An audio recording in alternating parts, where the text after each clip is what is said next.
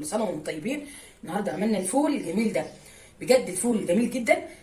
دايما لما بتروح اسكندريه بتحب تاكل فول من عند محمد احمد في اسكندريه.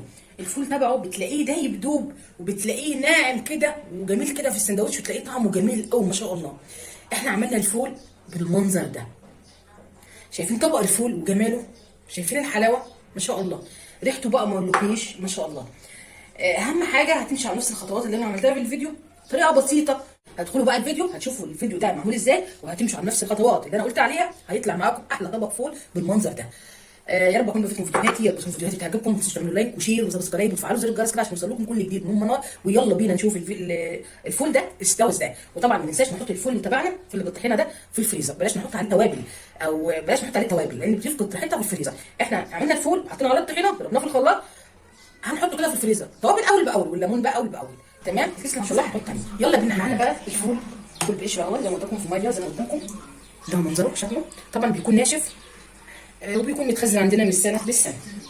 فطبعا الفول اي بقوليات طبعا ناخد بالنا لازم ننقعها قبلها بيوم، اي بقوليات عشان تطلع السموم اللي فيها. تمام كده. يبقى احنا كده غسلنا الفول مره واثنين ونقعناه قبلها بيوم بالليل قبل ما تنام. هتيجي نايم ثاني يوم بقى الظهر او العصر هتبداي بقى ايه تغسليه برده. معاكي بقى القدره، طبعا القدره دي جميله اصلا، هي بتاعت فول. تمام زي ما قدامكم كده، دي بتاخد حوالي نص كيلو فول او كيلو الا ربع بالراحه. هنحتاج بقى عشان يبقى زي المحلات بالظبط بره، ناخد بالنا عايزاه يبقى زي المحلات بالظبط ونفس الطعم ونفس النكهه. هنحتاج يا اما فول مدشوش زي ده اللي هو مدشوش بدون قشر، يا اما هناخد من الفول اللي احنا نعينه هنعمل شويه زي دول، ده كان منقوم وقشرته وهنقشره كده بس كده بدون قشر. تمام كده. معانا بقى حوالي نص كوبايه عدس او كوبايه عدس من تحت الشاي او من تحت الميه، نص كوبايه زي ما قلت.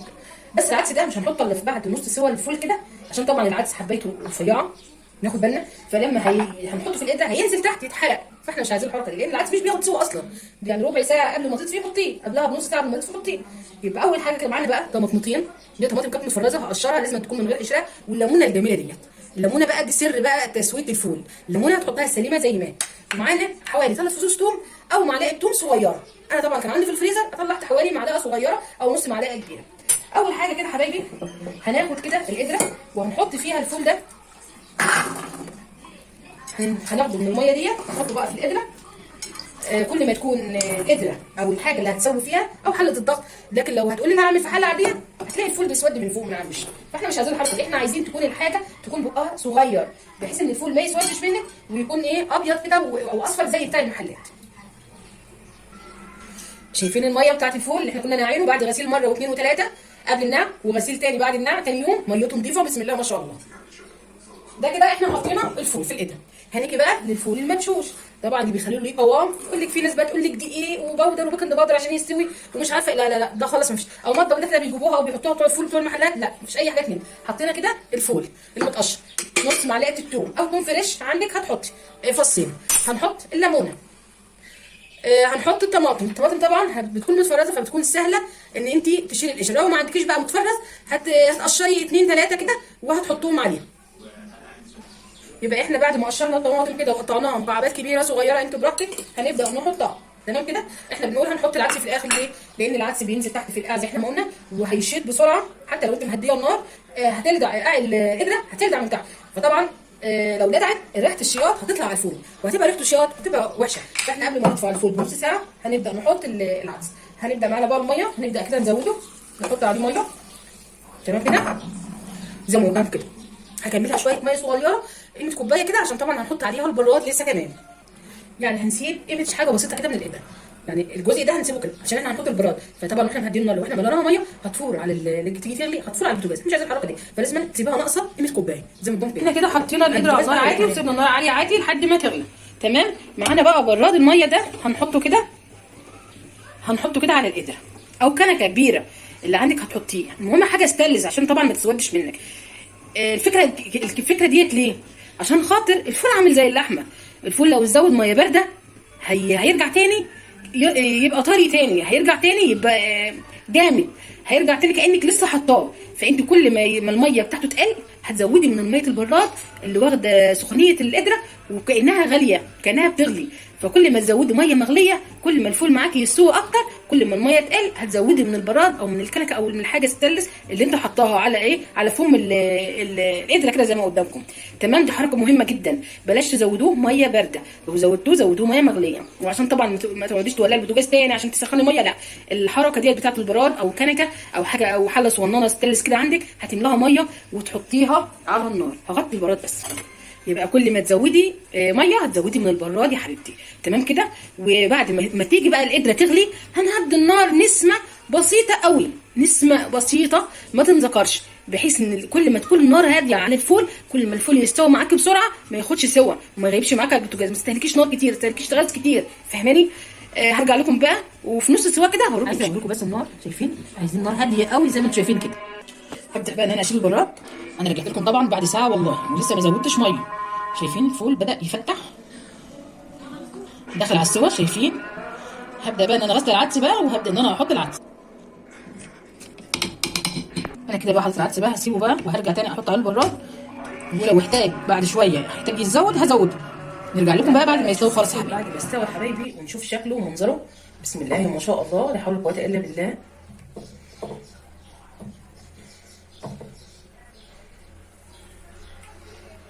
الفوله مستويه ما شاء الله، شايفين؟ مهريه. يعني انا هطلع لكم بقى شويه كده. شايفين منظر الفول؟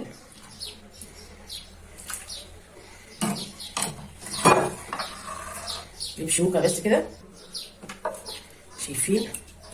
الشوكه بتنزل عليه تهريه، بيفتح معانا بسرعه. شايفين الجمال؟ بسم الله ما شاء الله، بصراحه حاجه كده جميله. شايفين الجمال واللون بتاعه؟ شايفين لونه زي المحلات بالظبط. يعني انا كانت عندي رودي وميدو ولاد ابن سيلفي، فطبعا اكلوا من الفول اللي انا عاملاه. قالوا لي يا طنط عبير الفول ده طعمه جميل، جايباه من بره طعمه زي اللي بره. لا انا عاملاه في البيت.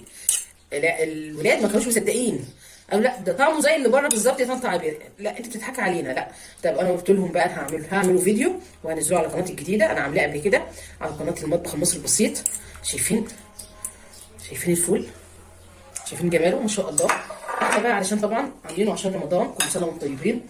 هناخد كده الخلاط، الكبه، اي حاجه عندك هنجهزه بقى علشان خاطر ايه؟ السحور. يوم عاملين في رمضان نواشف عادي مفيش مشكله.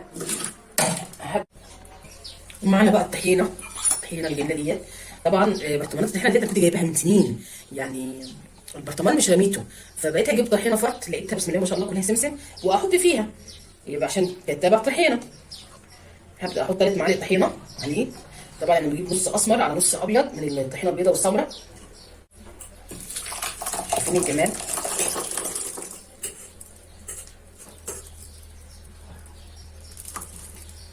بسم الله ما شاء الله. عملت كميه معانا فول ما شاء الله. عايزه اوريكم الفول بسم الله ما شاء الله، جميل جدا روعه.